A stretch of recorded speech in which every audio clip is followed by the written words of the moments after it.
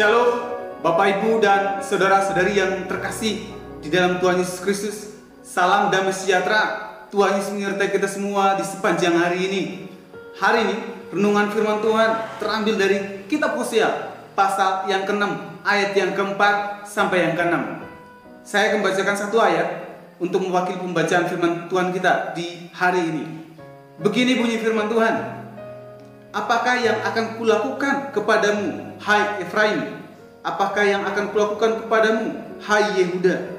Kasih setiamu seperti kabut pagi dan seperti embun yang hilang pagi-pagi benar.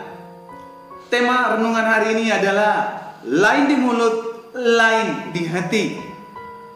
Bapak Ibu, saudara-saudari yang terkasih di dalam Tuhan Yesus, mungkin seringkali kita sudah pernah mendengar peribahasa lain di mulut, lain di hati, yang merupakan gambaran bagi seseorang yang mengatakan atau menjawab sesuatu berbeda dengan isi hatinya.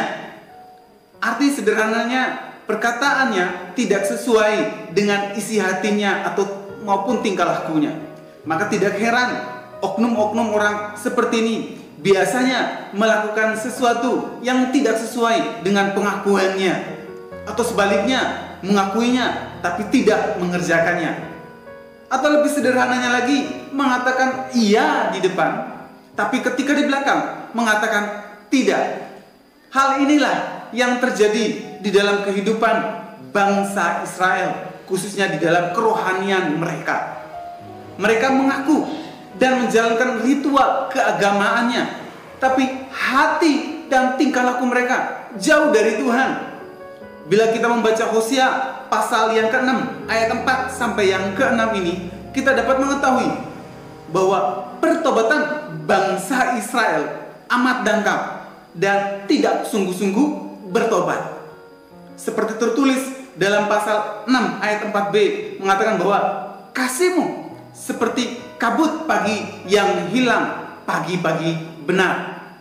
Mereka membakar korban sembelihan, tapi mereka tidak membuat kebenaran.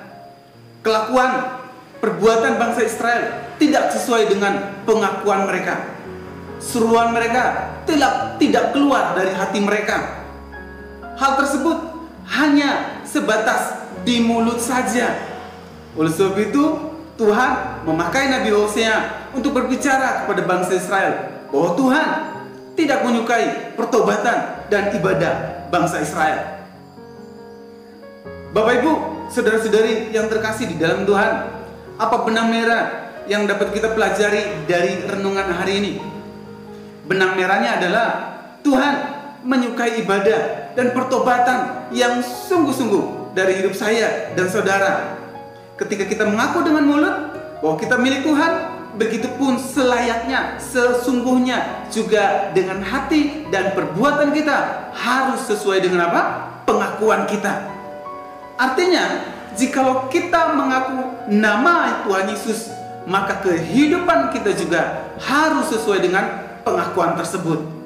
Jadi jikalau kita mengatakan iya di depan, maka di belakang pun kita tidak boleh berubah, tetap juga mengatakan iya dan dikerjakan. Karena Tuhan mengutamakan ketaatan dan kesetiaan daripada mengadakan upacara-upacara agama yang sebatas ritual. Mari tundukkan kepala, kita berdoa.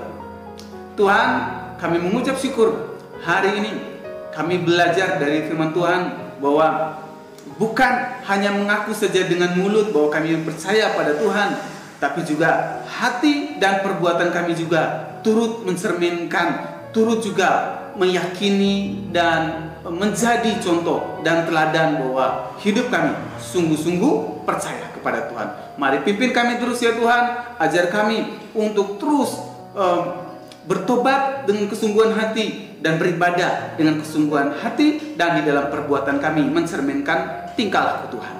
Di dalam nama Yesus kami berdoa, amin. Kiranya renungan hari ini terus menguatkan langkah iman kita dalam mengiringi Tuhan Yesus Kristus. Tetap teruslah berdoa, tetap teruslah percaya, dan tetap teruslah bersyukur. Tuhan